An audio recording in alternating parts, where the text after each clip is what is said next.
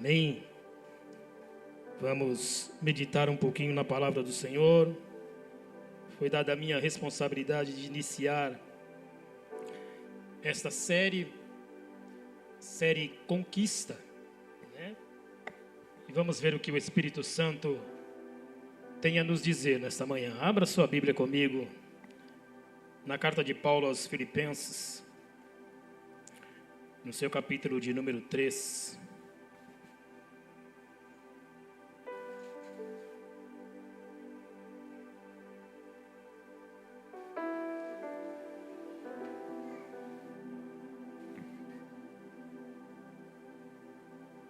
Filipenses capítulo 3, a partir do versículo de número 12.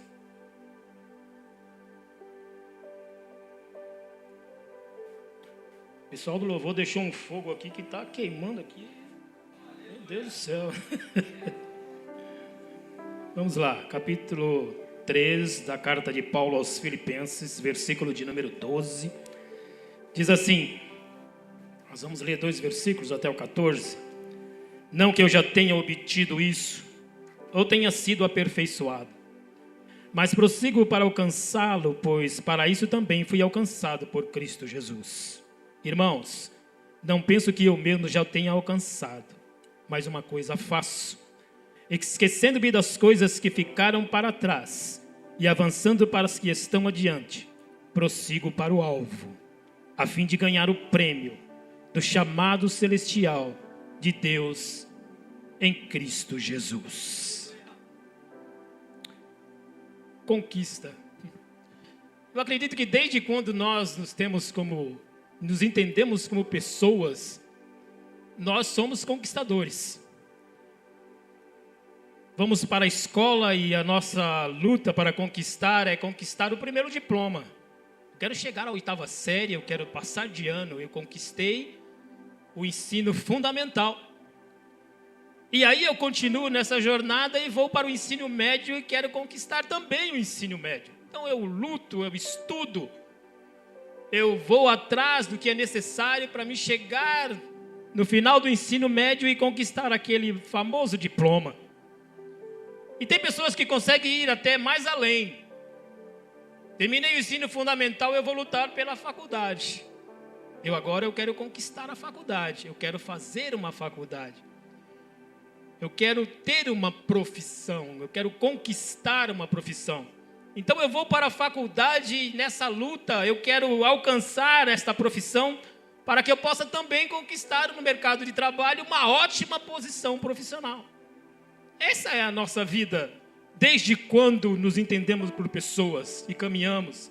É lógico que nem todos têm essa chance, têm essa oportunidade, mas aqueles que têm, lutam para conseguir. E essa luta não para por aí. Tem pessoas que vão além da faculdade, vão à pós-graduação, vão se pós-graduar, vão se tornar doutores, né?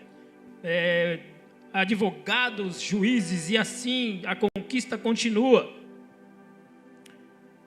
Isso está errado? Não. Faz parte da nossa vida. Nós temos que acompanhar o desenvolvimento humano e também desenvolvimento tecnológico, desenvolvimento da nossa vida cotidiana. Temos que ir à frente.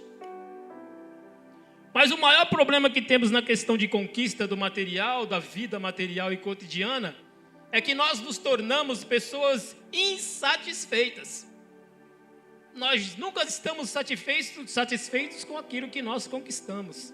Sempre estamos querendo mais. Eu quero mais.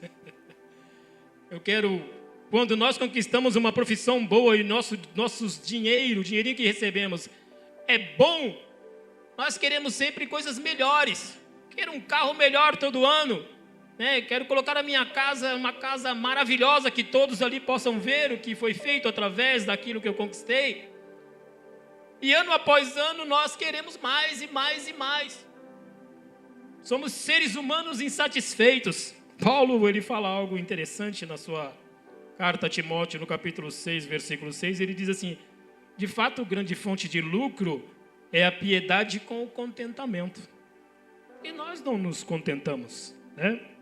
E você quer ver um exemplo de descontentamento? e de pessoas que estão insatisfeitas e que querem conquistar a todo custo. Nesse final de ano nós tivemos aí um recorde de pessoas que jogaram na Mega Sena. Quanta ansiedade não foi criada na esperança de se ganhar um prêmio de 1 bilhão? 1 bilhão de reais? De ficar rico, de conseguir a sua liberdade financeira, né? Eu acredito que nenhum crente jogou na Mega Sena, tenho certeza, né? Eu acho que não. Acho que ninguém aqui fez nenhum bolão, né? Ninguém participou de bolão aqui. Não é possível, não é? Isso não acontece, jamais, né? Mas milhões de pessoas investiram dinheiro. Olha só que coisa louca, investiu dinheiro para ganhar dinheiro.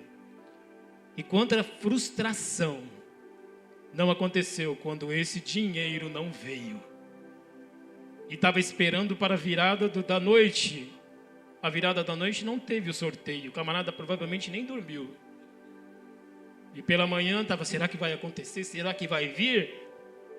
E as frustrações aconteceram e muitas pessoas verdadeiramente se frustraram. Perderam dinheiro por causa do dinheiro. Paulo, ele é cirúrgico na questão de riqueza, né? Lá em 1 Timóteo capítulo 6, versículo 9 e 10, olha só o que ele diz. Mas os que querem ficar ricos caem em tentação e em laço, e em muitas concupiscências loucas e nocivas, que submergem os homens na perdição e ruína. Porque o amor ao dinheiro é a raiz de toda espécie de males. E nessa cobiça alguns se desviaram da fé e se transpassaram a si mesmo com muitas dores. Olha que advertência Paulo nos está dando na questão de você colocar a riqueza material acima de tudo, a conquista material acima de qualquer coisa. Paulo não está aqui criticando a riqueza em si, mas ele está criticando aqui o desejo obsessivo por ela, uma obsessão por ficar rico, por querer conquistar mais e mais e mais coisas materiais. Mas aí você me pergunta, quer dizer então que baseado nesse versículo o crente não pode ficar rico? Errado. O crente pode ficar rico. Deus pode enriquecer você. Tem aqui empresários nessa igreja. E o Senhor tem prosperado os empresários. E Deus pode prosperar você a um ponto em que as pessoas falam, o que aconteceu na vida desse cidadão, que ele está ficando rico de repente? Mas o que se tem que entender na vida do cristão é que se ele entendeu que a riqueza dele vem do alto, a riqueza não é dele. Senão, não tem por que ele orar a oração que Jesus ensinou aos discípulos. Porque na oração que Jesus ensinou aos discípulos, está dizendo assim, Pai nosso, não é Pai meu. Pão nosso, não é pão meu. Pecados nossos, não é só o meu. E daí, baseado nessa oração, você vai entender porque na igreja primitiva não tinha ninguém que passava necessidade. Porque eles entenderam o procedimento da palavra e os ricos vendiam as suas propriedades e davam aos pobres. E não havia entre eles necessitados. Então o pobre pode ficar rico, o cristão pode ficar rico, mas a riqueza que ele tem não é dele. Se vier do Senhor, é do Senhor e é para compartilhar com os irmãos. Essa é a nossa vida de conquista material. Mas nós vamos entender que a vida de conquista, toda a conquista material na vida cotidiana é muito válida, né? Nós lutamos por isso. Nós conquistamos, tem pessoas que nós conquistamos anos e anos para termos a nossa casa, e hoje temos a nossa casa, porque Deus nos concedeu. Mas vai ter pessoas que não vai conseguir, vai acontecer o arrebatamento e ele não vai conseguir. Mas lutar por conquistar é válido. Mas o que temos que entender é que a conquista do material no mundo é uma conquista para ter, ganhar, ganhar, ganhar, ganhar e perder. Porque o camarada, quando ele fica rico, ele fica milionário, a primeira coisa que ele vai perder é o sono. Depois a liberdade. Vai ter que mudar de lugar. Possivelmente vai ter que andar com segurança. Está perdendo tudo. Então, se você nesse ano quer conquistar na vida espiritual, você vai ter que entender que você vai ter que andar na contramão da riqueza, das riquezas materiais do mundo, da conquista do mundo. Porque conquistar na vida espiritual é perder para ganhar. Na vida espiritual eu perco tudo, mas eu ganho algo muito superior. E para que nós possamos nesse ano investir na conquista da vida espiritual, tem algumas coisas que nós não vamos gostar de fazer. Porque a primeira coisa que você vai ter que fazer na sua conquista da vida espiritual nesse ano é renunciar. Eu falei que a conquista da vida espiritual é perda. E você vai ter que começar a perder agora. Renúncia é o primeiro passo para quem quer conquistar na vida espiritual. Olha só o que Paulo diz lá na carta escrita aos Filipenses, capítulo 3, versículos 7 e 8. Mas o que para mim era lucro, considerei-o como perda por causa de Cristo. Paulo simplesmente explica que a renúncia das conquistas que eu tenho é por algo muito maior que eu vou buscar. Mas ele fala outra coisa lá em Romanos capítulo 12, versículo 1, diz: rogo, pois, irmãos, pela compaixão de Deus, que apresentei os vossos corpos como sacrifício vivo, santo e agradável a Deus. Isso é um convite. Paulo está nos convidando para uma entrega completa do corpo e da vida, num culto racional diário. Diário, não é só aqui, é um culto racional diário. Mas aí vem uma renúncia ainda muito maior. Lá na carta de Paulo aos Colossenses, no capítulo 3, versículos 5 e 6. Olha só o que Paulo nos diz. Fazei morrer a vossa natureza terrena. Prostituição, impureza, a paixão, a vil consciência e a avareza, que é a idolatria. Sabe que esse fazei está no imperativo? Não é Paulo dizendo: ô lindinho, faz aí a sua natureza terrena morrer aí. Não. Ele está falando: ô crente, acorda aí, cidadão. Está na hora de você fazer essa sua natureza terrena, que está comandando a sua vida, morrer. Está na hora de você renunciar às suas paixões e vontades e permitir que o Espírito Santo conduza a sua vida. Mas ele vai muito mais além. Vai doer, mas vai sarar. Vai lá em Efésios capítulo 4, versículo 20, a partir do versículo 20. Hoje nós temos tempo, gente. Hoje nós temos um tempo maravilhoso. Efésios capítulo 4, versículo 20 ao 29. A primeira coisa que você vai fazer para conquistar na vida espiritual é renunciar. Veja só o que diz: todavia não foi isso que vocês aprenderam de Cristo. De fato, vocês ouviram falar dele e nele foram ensinados de acordo com a verdade que está em Jesus.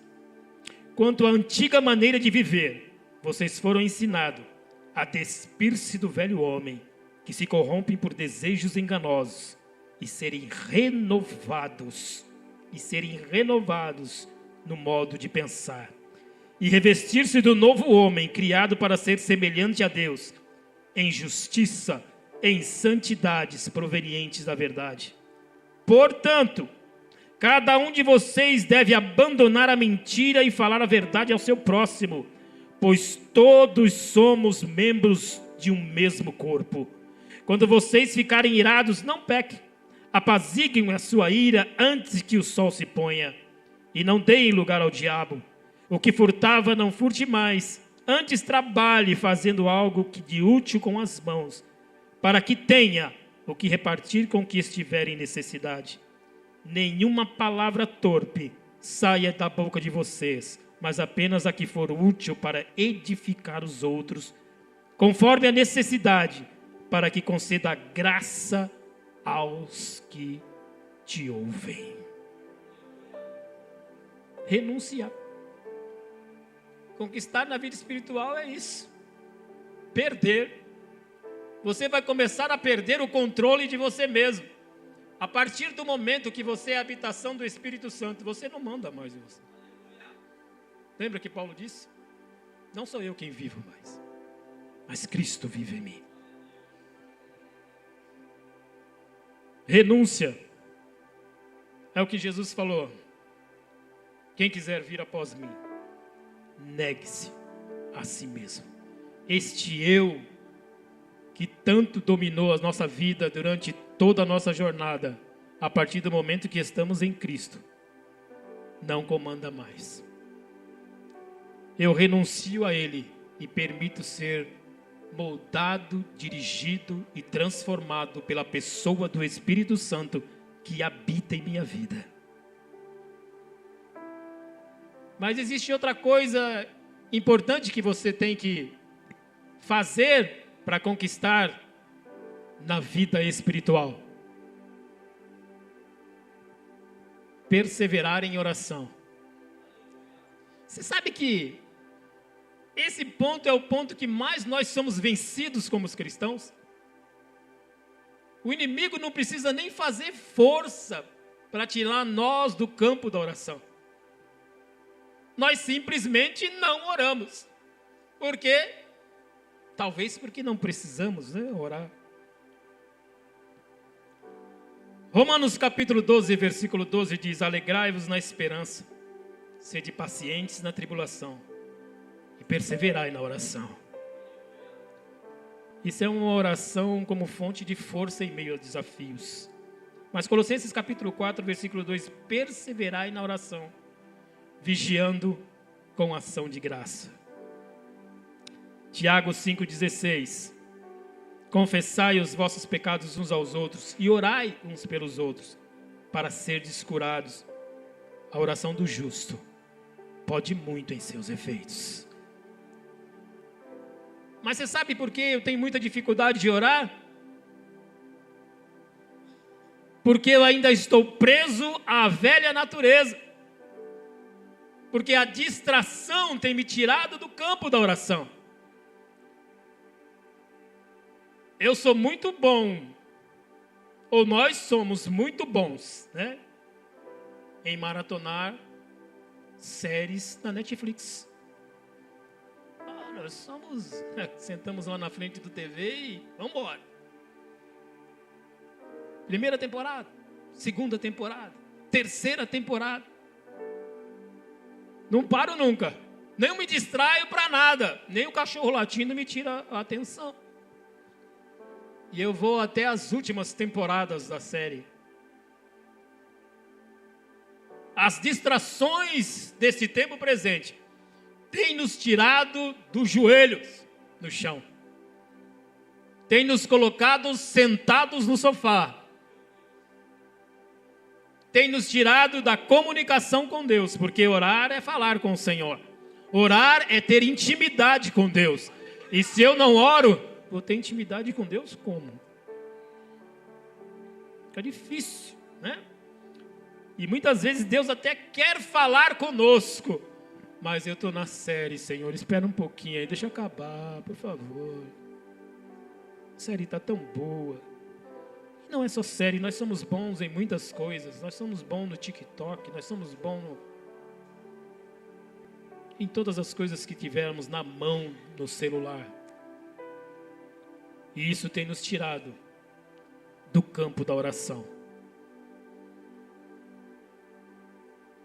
Tem um louvor interessante que diz assim: Deus não rejeita a oração, oração é alimento, Eu nunca vi um justo sem resposta, ou ficar no sofrimento. Mas para isso, tem que orar. Sabe que esse é um ano de grande desafio? Esse é um ano em que, se você for crente, você vai ter que ser crente dobrado. Porque é um ano de divisão.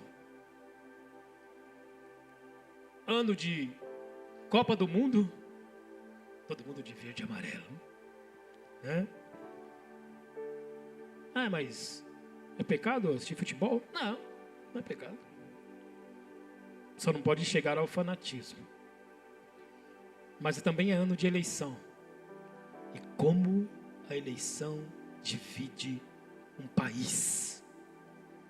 E tem dividido igrejas, cristãos. O inimigo tem usado isso daí para rachar comunhão entre os irmãos dentro da própria igreja. Então este ano, se você for crente, seja mais. Se você já orava, ore mais. Se você já intercedia pelas pessoas, faça isso dobrado. Porque esse ano é um ano de grande desafio. A oração nos incentiva a uma vida de intercessão. É o que está lá em Tiago 5:16. Confessai os vossos pecados uns aos outros e orai uns pelos outros, para seres curados. A oração do justo pode muito em seus efeitos. Mas existe ainda um terceiro ponto importante para quem quer conquistar na vida espiritual neste ano. É lógico que você vai querer conquistar também na vida material. Mas se você neste ano quer voltar à sua vida, quer verdadeiramente, sem promessa, porque tem uma mania de que todo ano tem que fazer promessa para poder fazer e nunca faz. Esse ano eu vou prometer que eu vou ler a Bíblia inteira. Ler o primeiro capítulo de Gênesis e nunca mais volta lá. Não promete. Não prometa nada. Né? Faça. Tem algo que você precisa fazer este ano para que a sua conquista verdadeiramente no mundo, na vida espiritual, seja forte, né? É a prática da palavra de Deus. Não é só a leitura, não é a leitura. Porque a gente lê a Bíblia, e muita gente lê e não entende absolutamente nada, né? É praticar a Bíblia, é praticar o que está escrito, né? Veja só o que diz lá a carta de Paulo aos Colossenses, capítulo 3, versículo 16. A palavra de Cristo habite em vós abundantemente, em toda a sabedoria, ensinando-vos e admoestando-vos uns aos outros com salmos, hinos e cânticos espirituais, cantando ao Senhor com gratidão em vossos corações. Paulo está dizendo aqui que a mensagem de Cristo tem que morar, tem que residir em você. E de uma forma muito abundante. Não é como uma visita ocasional. De vez em quando eu vou lá na Bíblia lá e leio um versículo, fecho ela, depois eu volto uma semana depois. Não. É diariamente, constante. E isso daí vai requerer de você, sabe o quê? Dedicação. Nossa conquista do material exige dedicação. Eu me dedico para passar de ano na faculdade. Eu me dedico no meu trabalho para ser um bom funcionário. Eu chego no horário, faço o meu trabalho corretamente, eu me dedico. Assim também, a prática da palavra de Deus exige dedicação. Se você não tiver dedicação, não vai chegar a lugar nenhum. E a sua dedicação tem que ser não somente na leitura, mas também na meditação e no estudo da palavra de Deus. Quer ver um exemplo? Efésios 6. Efésios 6 fala da armadura. Olha só. Ele fala de um soldado, né? Lá em Efésios 6, eu quero ler aqui com vocês.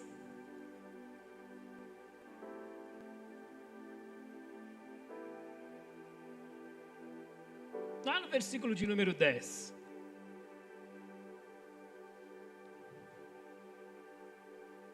Esse eu não coloquei, não passei para o irmão. Porque tem coisas que vêm depois. Vejam só, finalmente fortaleçam-se no Senhor e no seu poder. Vistam toda a armadura de Deus para poderem ficar firmes contra as ciladas do diabo. Pois a nossa luta não é contra a carne, não é contra os seres humanos, mas contra os poderes e autoridades, contra dominadores deste mundo de trevas, contra forças espirituais do mal nas regiões celestiais. Por isso, vistam toda a armadura de Deus, para que possam resistir no dia mau e permanecer inabaláveis depois de terem feito tudo. Assim, mantenham-se firmes. Ele diz assim, cinjam-se com o cinto da verdade. Vistam a couraça da justiça. Coloquem nos pés o calçado da prontidão do evangelho. Usem o escudo da fé, da qual vocês poderão apagar todas as setas inflamadas do maligno. Coloque sobre a sua cabeça os capacetes da salvação. Até aí, tudo bem. Nós temos um soldado aí vestido com tudo aquilo que vai proteger ele. Um capacete, um escudo, uma couraça, sandálias preparadas para ele caminhar. Tudo isso vai nos proteger por algum tempo. As pancadas que virão na cabeça, o capacete por algum tempo ele vai suportar. Os dardos inflamados do maligno podem ser, por algum tempo, seguros pelo escudo da fé. Até que sua fé esmoreça, Mas e aí, eu tenho toda a armadura, mas eu não tenho o essencial que um soldado precisa. Por que eu não tenho? Porque eu não sei manejar. Fulano falou, cidadão, você está aí coberto de armadura, de capacete, de escudo, mas cadê a sua espada? Vai lutar contra quem? Vai só receber pancada? É que eu não sei manejar a espada. E se um soldado não sabe manejar a espada, a tendência dele é perder a batalha. Se ele não carregar uma espada, ele pode até atravessar uma batalha todo quebrado, com o escudo pela metade e o capacete faltando um pedaço. Mas vai chegar do outro lado totalmente destruído. A espada do Espírito é a palavra de Deus. Se você não tem tudo, mas não tem a palavra, praticamente você não tem nada. Você não vai ter como se defender ou como atacar o seu inimigo. Porque tem pessoas que precisam de respostas sobre o Evangelho. O inimigo vai te confrontar com pessoas que conhecem o Evangelho e usam de forma errada. E você vai precisar ter as respostas certas. Se você não tem a espada e não sabe manejá-la, você vai passar vergonha. Se é um ano de conquista pela vida espiritual, a prática da palavra de Deus é essencial para todos nós. Nós precisamos urgentemente voltar à palavra. Sabe? Pedro diz uma passagem muito interessante. Olha, desejai. Sabe o que é desejai? Tenha vontade, aquela vontade louca pelo leite.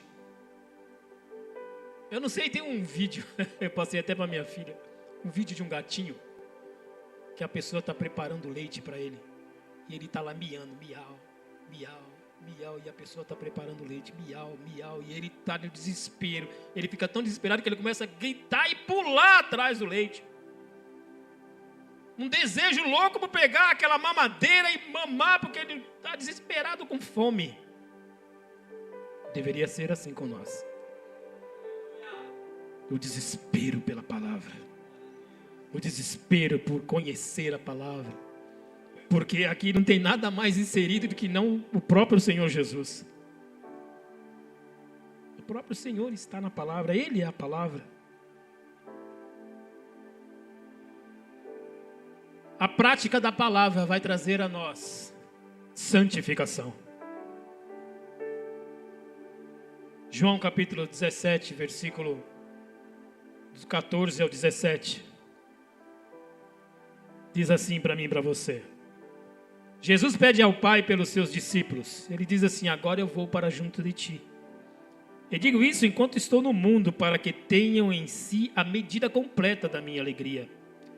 Dei-lhes a tua palavra e o mundo os odiou, pois não são do mundo, assim como eu do mundo não sou. Não peço que os tire do mundo, mas que os guarde do mal. Santifica-os na verdade. A tua palavra é a verdade. Sabe, santificação é coisa que nem se fala mais nos dias atuais. Separação. Uma vida de santidade. Isso só é possível com um contato constante com a palavra e oração. Não existe meios de eu me santificar se o Espírito Santo não usar a palavra para isso. É a palavra de Deus que vai me limpar, que vai me lavar, que vai mudar tudo aquilo que precisa ser mudado em mim ainda. E olha só o que diz Efésios capítulo 5, versículo 25 ao 27. Olha aí, maridão, segura aí. Vós, maridos, amai vossas mulheres, como também Cristo amou a igreja, e assim se entregou por ela, para a santificar, purificando-a com a lavagem da água pela palavra. Não tem como ser limpo sem palavra. Não tem como ter vida de santidade, de separação deste mundo, sem Bíblia. É impossível. É impossível alguém vir para Jesus e ficar aí sentado só. Que nem passarinho que está esperando a comida. Vai atrás, filho. Corre atrás. Palavra de Deus. Ela nos traz e nos dá santificação. Mas também pela palavra de Deus nós somos capacitados para a obra. 2 Timóteo 3,16 é muito conhecido. Toda a escritura é divinamente inspirada e proveitosa para quê? Para ensinar, para repreender, para corrigir, para instruir em justiça. Para quê? A fim de que o homem de Deus e a mulher de Deus, inclui você também, viu, irmão? Seja perfeito e perfeitamente preparado para toda boa obra. Ah, mas eu fico só ali na porta. Não preciso disso não, é? Na hora que chegar um camarada lá, precisando de uma palavrinha que ele não vai escutar aqui, é você quem vai falar. Não menospreze aquilo que Deus colocou em sua mão. Ficar na porta não é para qualquer um. É só para aqueles que foram chamados para isso. Porque Deus sabe que ali na porta tem alguém em condições, capacitados pelo Espírito Santo, para fazer a obra que vai ser designada lá. Assim também como as irmãs que sobem para as crianças. Perdem o culto, mas estão lá, edificando o seu filho na palavra. A palavra nos capacita para exercermos aquilo que o Senhor colocou em nossas mãos. Mas a palavra também ela é eficaz. Hebreus capítulo 12, 4, versículo 12 diz assim: porque a palavra de Deus ela é viva e eficaz. E ele é mais penetrante do que qualquer espada de 2 gumes. E penetra até a divisão da alma, do espírito, das juntas e medulas.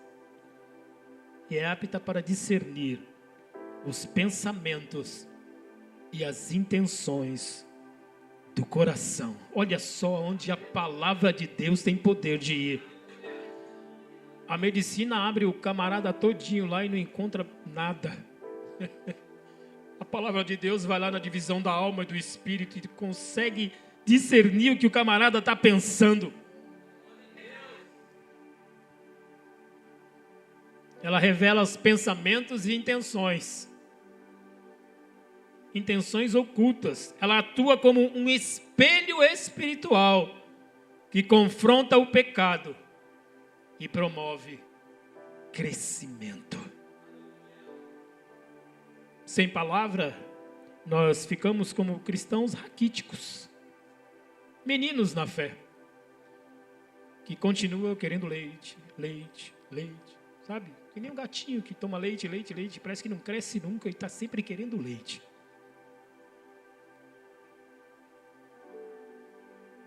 Mas a palavra aqui nos traz crescimento, e ela que nos leva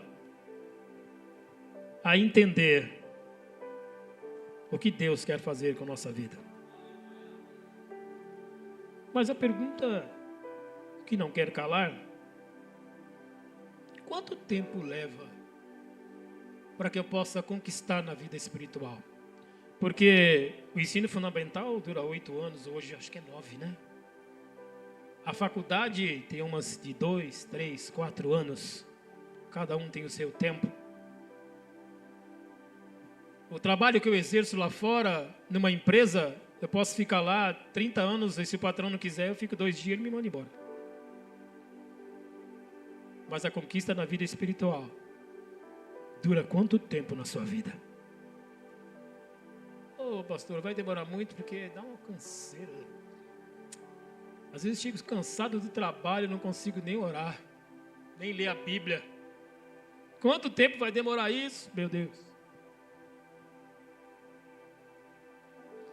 Essa conquista é uma tarefa diária, todos os dias, todo dia.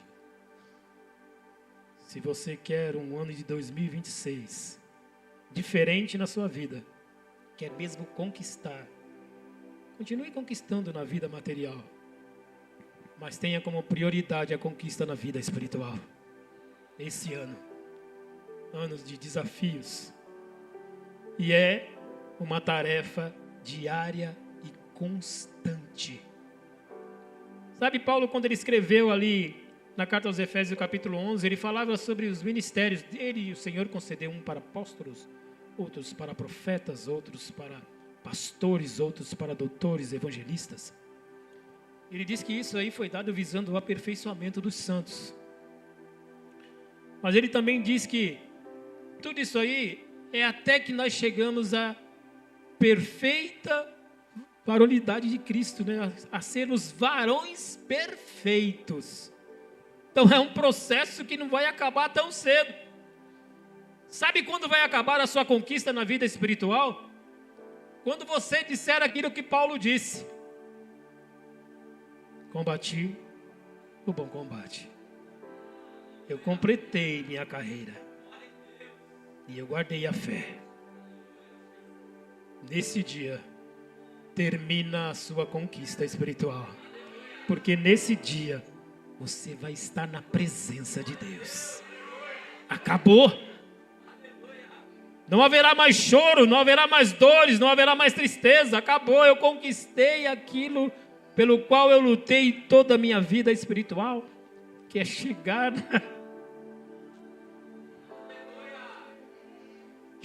na presença de Deus.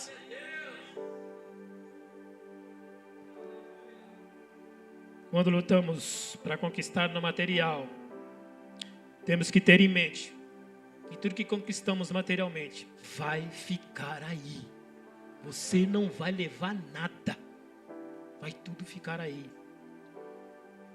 Então não tenha obsessão por riqueza, por coisas materiais. Conquiste, mas não se apegue a elas, porque no dia do arrebatamento, o Senhor não vai encostar um caminhão das Casas Bahia para levar as suas coisas. É você que vai. E vai ser tão rápido que não vai dar tempo nem de você fazer a mala. Vai ser tão rápido que não dará tempo nem de você dizer: oh, já foi.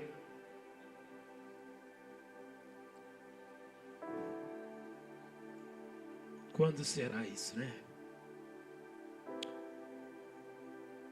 A renúncia me faz ser dominado pelo Espírito Santo. A perseverança na oração me faz ter mais intimidade com Deus. A prática da palavra de Deus me faz ter uma vida de santidade. Porque sem santificação, ninguém verá o Senhor.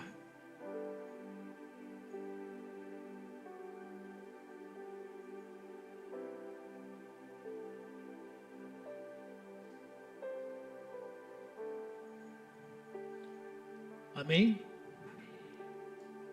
Vocês estão esperando mais alguma coisa? Você entendeu a palavra? Então aplauda Jesus. Porque essa é a palavra que o Senhor trouxe para nós.